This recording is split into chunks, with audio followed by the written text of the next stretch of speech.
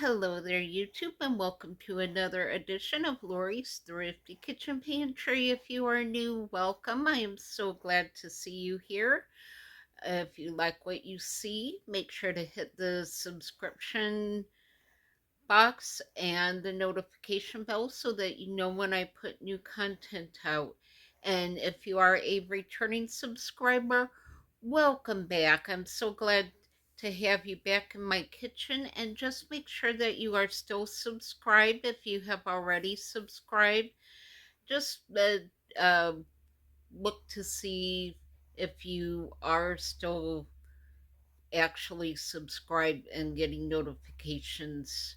uh, we have had some people get unsubscribed, so just make sure that you're still subscribed.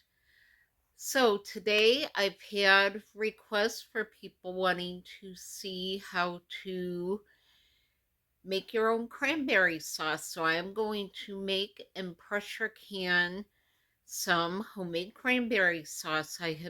Was given 50 bags of cranberries from the food pantry right before Thanksgiving. They've been in my refrigerator. It's time to get some of those bags out. I have dehydrated some of them, but now I'm getting ready to make a pressure can some homemade cranberry sauce. Now I have 2 bags already washed and picked through. You want to just make sure there aren't any bad ones. Make sure that there wasn't any that had stems that didn't get picked off. Just make sure that they're all good to go. So I've already done that. They are in my pan. I have about a cup of water in the bottom of my pan. Some people like using orange juice, some people use apple juice, some people use cranberry juice. I'm a plain Jane type of girl. I just put water in mine. So I've got that all ready to go, and I'm ready to get into the kitchen and show you how to make cranberry sauce. You pretty much need a little bit of liquid in your pan, your cranberries, and your sugar. That's it. That's all you need. So the recipe is usually on the back of the packages of cranberries. It will tell you the ratios and how to do it. But basically, you just bring your cranberries up to a boil. Some people put their sugar in before the cranberries start boiling. I bring mine up to a boil and then put the sugar in, just because it doesn't stick to the pan as much that way. It doesn't, uh, you don't get as much of a chance of the sugar burning on the pan if the cranberries are boiling when you put the sugar in, so it just dissolves into the cranberries faster is all. So that being said, let's get into the kitchen and let's get cooking.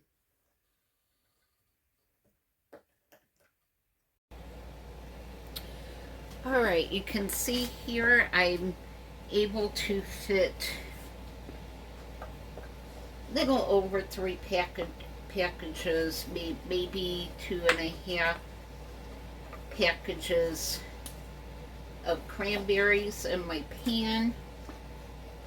And like I said, I already have not quite a cup of water in the bottom. You just really want enough water in here just to keep the cranberries from sticking to your pan, because they're going to make their own juice.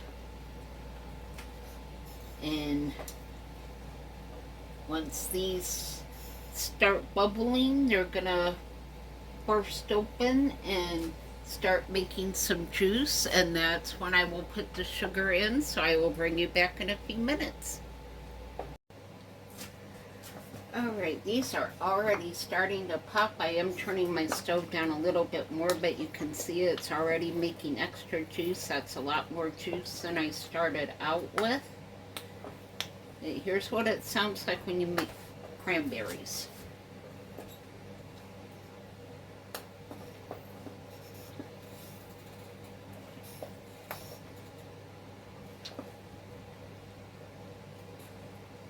Alright, I will bring you back. Actually, I think I'm going to go ahead and stir the sugar in there now that there's a lot of juice in there, because those are really crackling. This is a 3/4 of a cup, so I'm going to do 2 of these. You just kind of have to judge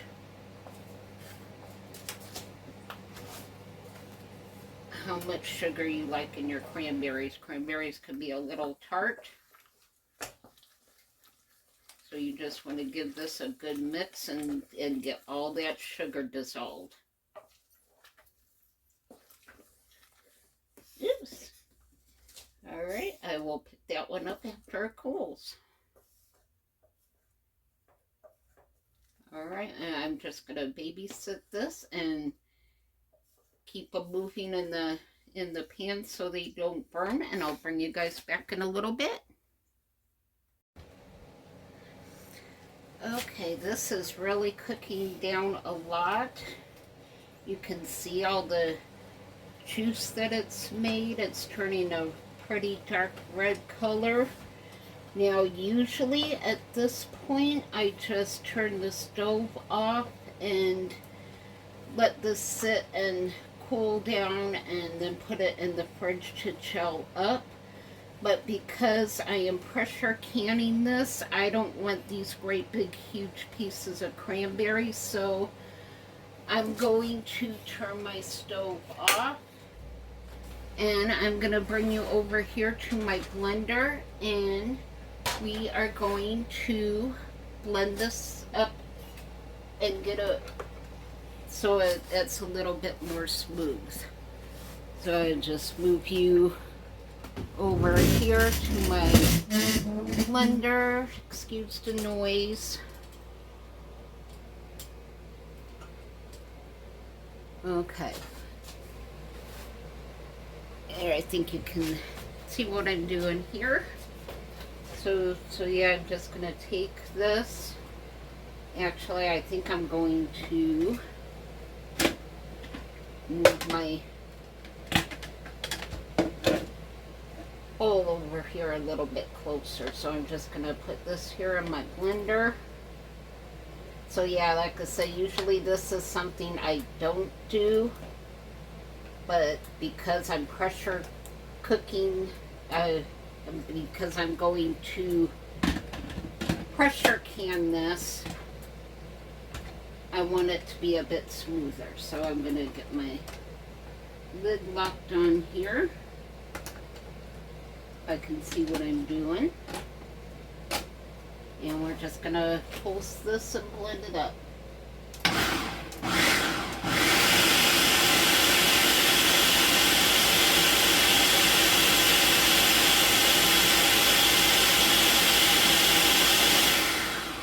And you can blend it as smooth as you want it. I'm going to check it.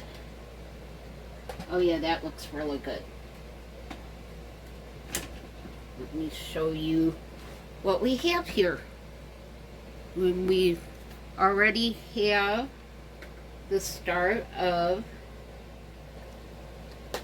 cranberry jelly.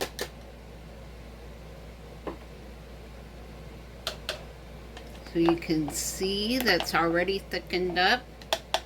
So I'm going to get this scraped out into a bowl and just keep blending this. So I will bring you back when I'm ready to get this in my canning jars. And we are back. I've let this cool some. Oh my goodness, guys, I am so excited for this.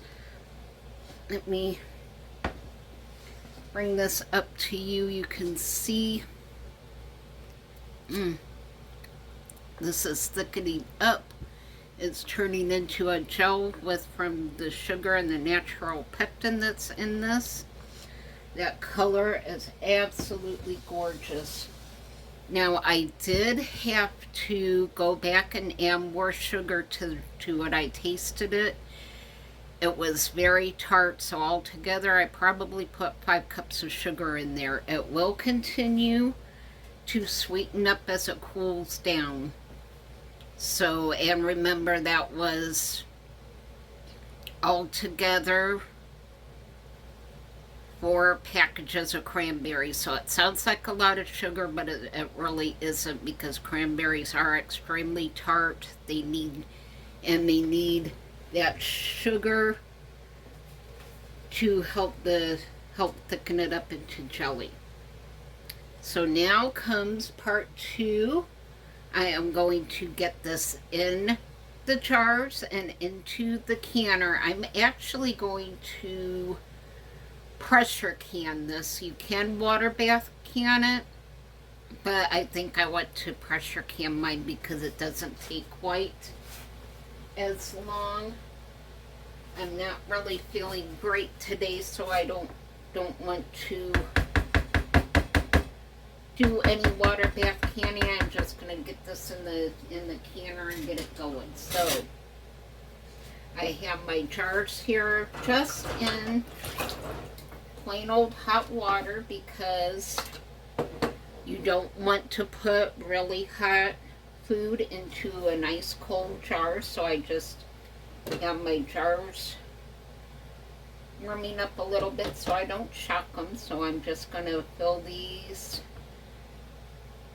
a little bit, because I blended it pretty well. I don't have to worry too much about leaving extra headspace, but I do want about an inch of headspace, which is right about there.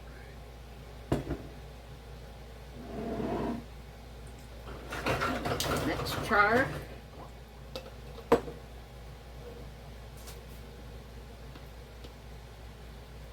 I'm not sure how many jars I will get, so like I said, this is something new for me. I have never pressure canned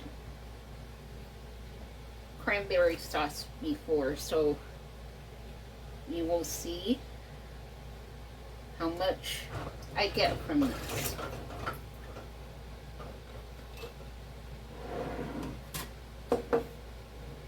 Actually, it looks like I need a little bit more in this one.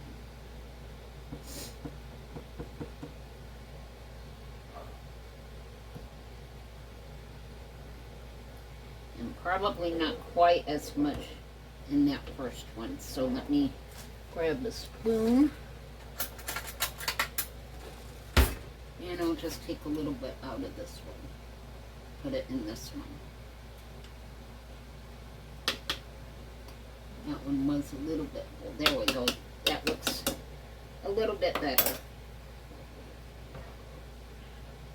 Alright. This color is absolutely gorgeous. I don't know how well it's coming across on your end, but it is such a rich, deep red color. I am really happy with the color on this. And again, a lot of people will put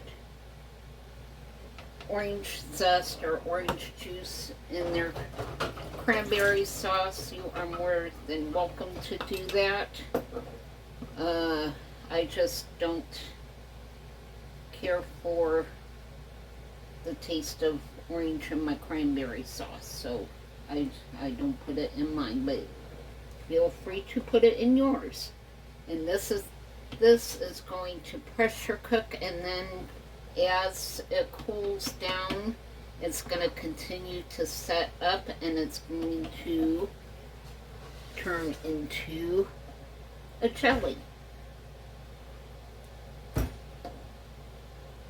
I am really excited to have my own cranberry sauce on my shelf.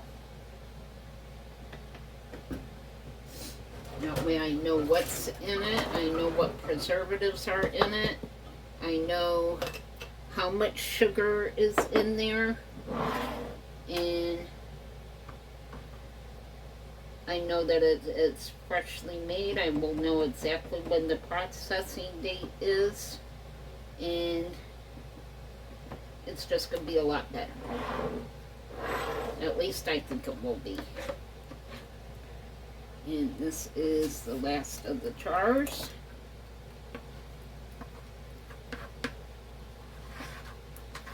Just get all of this scraped in here.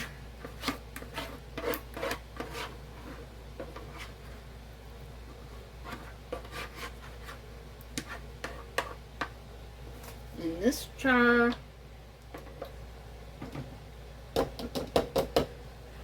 actually I think we might be okay. Let me take a little bit out of here, put in there, a little bit out of here, put in there, and I think we'll be all right.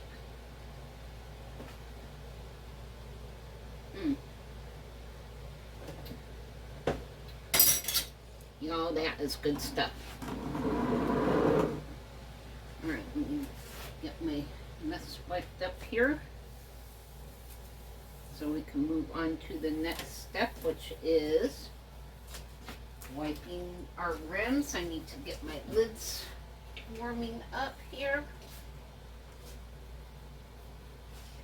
Let me grab paper towel while I'm over here, and my vinegar. As careful as I was, you can see that we need to wipe our rims.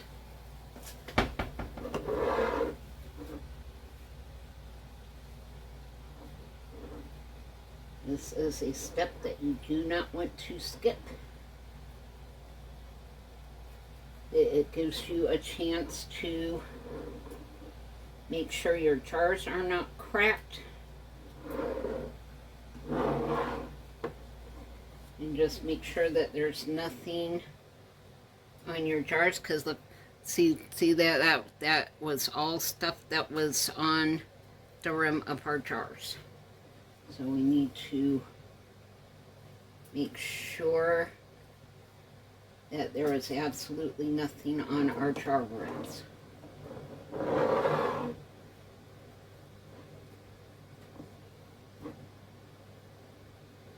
just going to wipe that off on the inside there.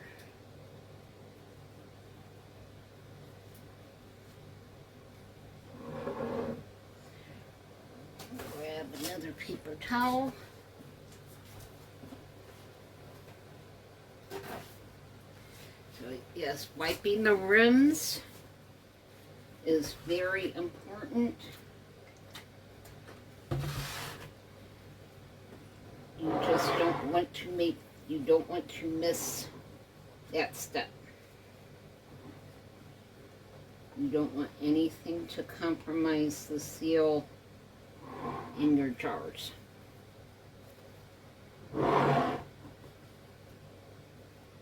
Alright. Now, we have 5 jars here, so I'm just going to take some empty jars here and put in the canner, just to take up the extra space so I don't have to worry about those jars tipping during the canning process. So I just have plain old water in the extra jars.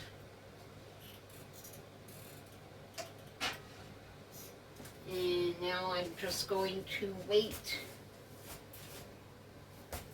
for my lids to heat up.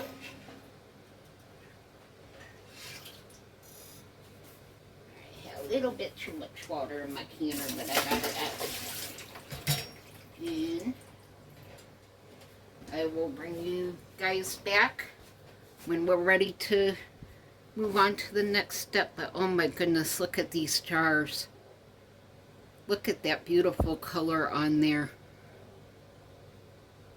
That is going to be so nice when it's all done. So let me bring you back when I'm ready to put my lids on. Okay, my lids are boiling away, so I'm getting my lid lifter. going to turn this off. Bring my lids over here. Lids go on fingertip tight, but it kind of just goes by your fingers. I make sure to give mine an extra turn because my fingers aren't that strong. Alright, these look absolutely gorgeous.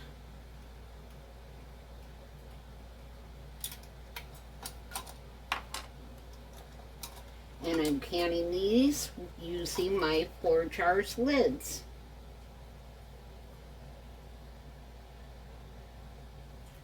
Alright. Get these in the canner and get it going here. Boy, these lids are hot, hot, hot.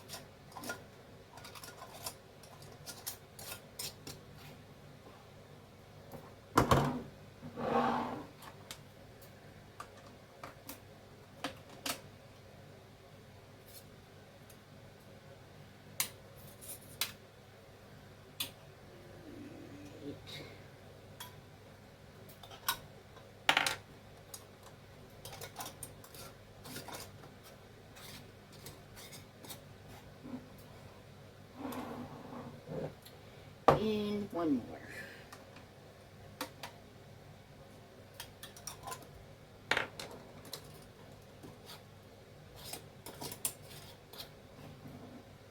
Alright, get these into the canner. And I will bring you guys back over to the stove.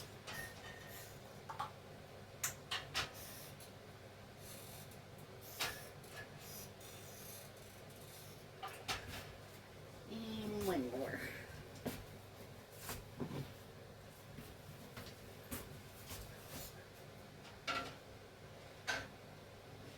Get these in here.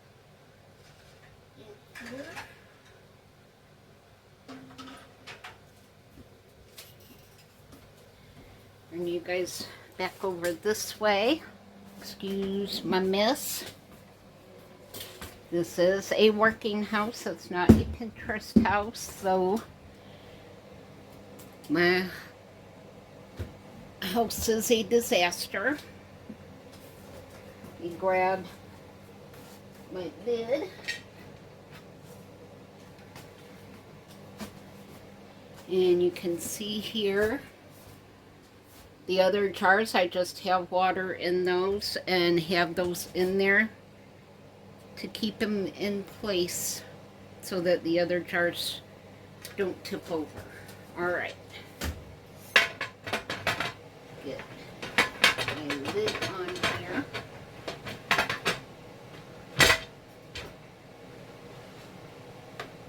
Okay. So, let me get her turned on.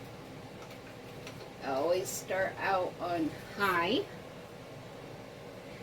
Now, when we see a steady stream of steam come from this vent right here, I'm going to vent it for 10 minutes. I will set my timer. And then I will come back and put my little jiggler on. When this gets up to 10 pounds of pressure, the jiggler will start jiggling, and then I will turn the stove down and let her cook for 15 to 20 minutes, and then I'll come back and turn the stove off. So I'll bring you guys back in a few minutes. Alright, Ethel is starting to steam here. You can see the safety pin in the back has popped up. So that means she is starting to vent. So I'm going to set my timer for 10 minutes and let her vent. This is an important part of the canning process, because when you vent, it lets the steam build up inside. Let me turn you up just a little bit here. There, now maybe you can see the steam a bit. Yeah. So yeah, that helps the pressure build up inside the canner, so that when I put the jiggler on, then the it will get up to the correct weight for the jiggler. So let me go set the timer for 10 minutes and we'll be back. Alright, my timer's about ready to go off, so I am taking my jiggler here and I'm just going to put it right on that pin just like that. So when that dial gets up to 10 pounds of pressure, the jiggler will start making noise and I will bring you back so you can see what that looks and sounds like. Okay, we have just gotten to 10 pounds of pressure. You can see the little jiggler starting to do its little hula dance. So I am going to turn my stove down to 6 is right where Ethel likes to be. So I am going to set my timer for 20 minutes. So I got my timer set, and when my timer shuts off, I will come back. I will turn the stove down. I will turn the stove completely off. You let your canner sit down and cool completely. And when your temperature gauge here gets back down to 0, the little safety pin in the back will pop back down, and then I will bring you back and open the lid up and we'll look at our cranberry sauce. But until that point, you just let your canner go. Keep an eye on your temperature gauge. I've used Ethel enough. I know right where to set my stove, right where she likes to be. So I'm good to go. So I will bring you guys back in a little while. And we are back. I've had my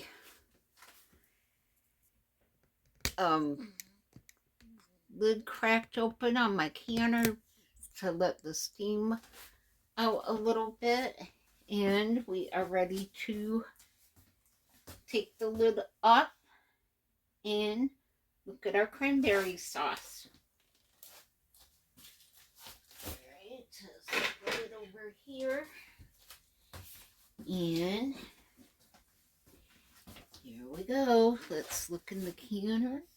Oh, it looks really good in there. I don't see signs of any siphoning, so that's always good. And oh my goodness, look at that.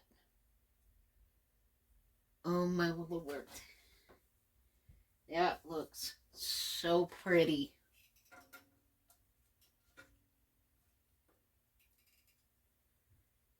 And water is nice and clear. That makes me really happy.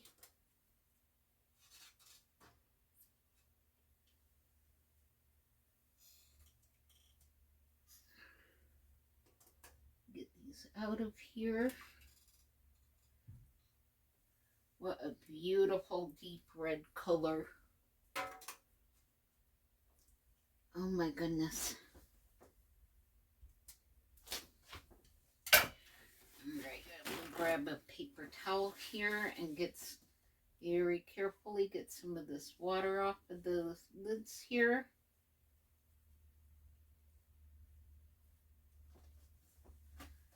Alright. And let me bring you over here and look at that. Let me turn you up here a little bit.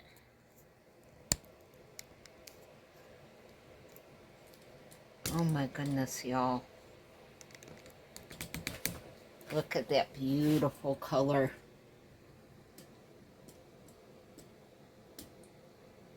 That is absolutely gorgeous. I am really thrilled with how that turned out. This was my first time doing this, and I think it turned out pretty good. I will see what happens with these lids. Hopefully the lids all seal, and I will let you all know